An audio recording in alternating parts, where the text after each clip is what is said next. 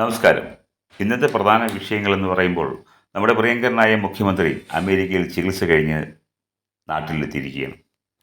അതുപോലെ നിമിഷപ്രിയ എന്ന മലയാളി യമനിൽ വധശിക്ഷയുമായി ബന്ധപ്പെട്ട് കിടക്കുകയാണ്. അതുപോലെ പിന്നെ ശുഭകരമായ വാർത്ത, ശുഭാംശു ശുക്ല ബഹിരാകാശ യാത്ര നടത്തി ഭൂമിയിലേക്ക് എത്തിയിരിക്കുകയാണ്. അപ്പോൾ നമുക്ക് ആദ്യം നമ്മുടെ മുഖ്യമന്ത്രിയുടെ യാത്രയിലേക്ക് തന്നെ വരാം. നമ്മുടെ മുതലാളിത്തമാണ്, അതാണ് ഇതാണ് എന്നൊക്കെ പറഞ്ഞ് നടക്കുകയും എന്താവശ്യം വന്നു കഴിഞ്ഞാൽ നേരെ അമേരിക്കയിലേക്ക് പോകുകയും ചെയ്യുന്ന രാഷ്ട്രീയ പ്രവർത്തനങ്ങളാണ് ചില പാർട്ടികൾ നടത്തിക്കൊണ്ടിരിക്കുന്നത്. ഈ 2000 കാലഘട്ടങ്ങളിൽ അന്നത്തെ മുഖ്യമന്ത്രിയായിരുന്ന കെ നയനാർ ഇതുപോലെ ചികിത്സയ്ക്കായി അമേരിക്കയിലേക്ക് പോയി. അപ്പോൾ കൂടെ ഉണ്ടായിരുന്ന ആ പാർട്ടിയുടെ തന്നെ സമുന്നതനായ മറ്റൊരു നേതാവായിരുന്നു VS അച്യുതാനന്ദൻ. ഉടനെ അദ്ദേഹം ചെറിയൊരു വയറുവേദനയെന്നും പറഞ്ഞുകൊണ്ട് നേരെ അമേരിക്കയിലേക്ക് ചികിത്സയ്ക്ക് പോയി. ചികിത്സയ്ക്ക് പോയതാണോ അമേരിക്ക കാണാൻ പോയതാണോ എന്നുള്ളതാണ് യാഥാർത്ഥ്യം. എന്തായാലും അമേരിക്കയിൽ എങ്ങനെയെങ്കിലും എത്തിപ്പെട്ട് കഴിഞ്ഞാൽ ജീവിതം രക്ഷപ്പെട്ടു എന്നാണ് ലോകത്തിലുള്ള എല്ലാ ആൾക്കാരുടെയും ചിന്ത. അപ്പോൾ നമുക്ക് 1947 സ്വാതന്ത്ര്യം കിട്ടിയതിൻ്റെ പിറ്റേ ആഴ്ച നമ്മൾ ഒന്നാം ശക്തിയാകേണ്ടതാണ്. എത്രത്തോളം ജനസംഖ്യയുണ്ട്, ജനങ്ങളുടെ സത്കഴിവുകളെ നല്ല രീതിയിൽ ഉപയോഗിച്ച് കഴിഞ്ഞാൽ നമുക്കത് എത്താം. നമുക്കത് എന്തുകൊണ്ടോ കഴിയുന്നില്ല.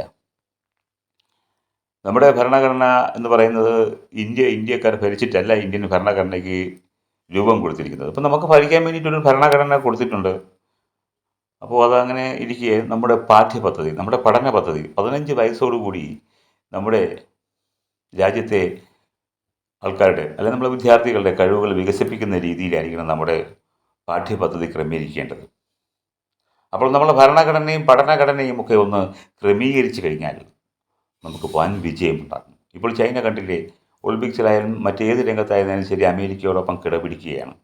ശരിക്കും പറഞ്ഞാൽ നമ്മുടെ രാജ്യത്തെ നമ്മുടെ കഴിവുകൾ നമ്മൾ ഉപയോഗിക്കാൻ പറ്റാത്ത രീതിയിൽ പോവുകയാണ്.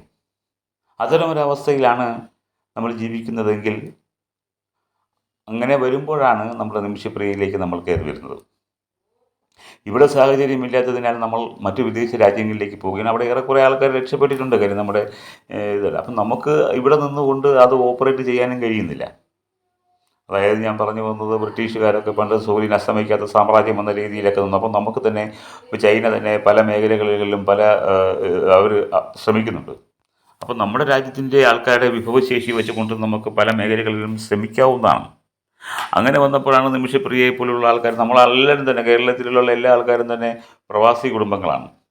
അവർ വിദേശത്ത് പോവുകയും ഭൂരിഭാഗം പേര് രക്ഷപ്പെട്ടിട്ടുണ്ട്. പക്ഷേ എങ്കിലും നമുക്കിതുപോലുള്ള അപ്പം അവരെ കാണുന്നത് മറ്റൊരു രീതിയിലാണോ എന്നുള്ളതാണ് യാഥാർത്ഥ്യം. അപ്പം നമ്മൾ ഒരുമിച്ച് നിൽക്കും. അപ്പോൾ ഒരു അമേരിക്കക്കാരനാണെങ്കിൽ ഇത്തരം ഒരു സംഭവം ഉണ്ടാവുമോ?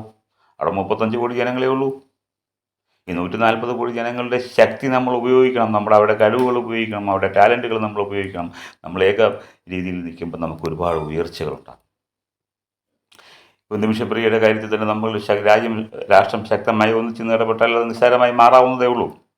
അതുപോലെ പിന്നെ ശുഭാംശു ശുക്ല എന്നത് ബഹിരാകാശത്ത് പോയി വന്നിരിക്കുകയാണ്. അപ്പോൾ രാകേഷ് ശർമ്മയ്ക്ക് ശേഷം ആദ്യമായിട്ടാണ് മറ്റൊരു ഭാരതീയൻ ബഹിരാകാശത്ത് പോകുന്നത്. അപ്പം നമുക്കെന്തുകൊണ്ട് ഇത് സാധിക്കുന്നില്ലേ?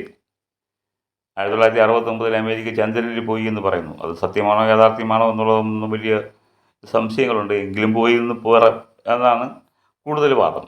നമ്മുടെ ഇന്ത്യക്ക് എന്തുകൊണ്ട് ഈ രംഗത്തൊക്കെ ശ്രമിച്ചുകൂടാ? മറ്റ് രാജ്യങ്ങളെ കൂടെ ശ്രമിച്ചുകൊണ്ട് ഒരുമിച്ച് നിന്നുകൊണ്ട് വൻ ജനമുള്ള ഒരു പദ്ധതിയാണ്. ശ്രമിച്ചുകൊണ്ട് നമുക്ക് ലോകത്തിൻ്റെ നേർവഴിക്ക് നയിക്കുന്ന, ലോകത്തിൻ്റെ മുന്നിൽ നിന്ന് നയിക്കുന്ന ഒരു രാജ്യമായി നമുക്ക് എന്തുകൊണ്ട് മാറിക്കൂടാ എന്നുള്ളതാണ്. അപ്പോൾ നമ്മുടെ ജനങ്ങളുടെ നമ്മുടെ കഴിവുകളെല്ലാം പ്രയോജനപ്പെടുത്തിക്കൊണ്ട് തന്നെ ലോകത്തിലെ മുന്നിൽ നിന്ന് നയിക്കാൻ നമ്മൾ മുന്നിട്ടിറങ്ങണം. വിശ്വചൈതന്യം ട്രസ്റ്റും അതുതന്നെയാണ് ലക്ഷ്യമാക്കുന്നത്. പുതിയ സാമ്പത്തിക, സാമൂഹിക, സാംസ്കാരിക വ്യവസ്ഥകൾ നമുക്ക് രൂപവൽക്കരിച്ച് മുന്നോട്ട് കൊണ്ടുപോകണമെന്ന് തന്നെയാണ് വിശ്വചൈതന്യം ട്രസ്റ്റിൻ്റെയും ആഗ്രഹം. അതിലെല്ലാവർക്കും സ്വാഗതം. ഞങ്ങളുടെ മെഗാ ഷോയും കാര്യങ്ങളുമൊക്കെ ഇത്തരം പ്രവർത്തനങ്ങളെ ആധാരമാക്കിയാണ്.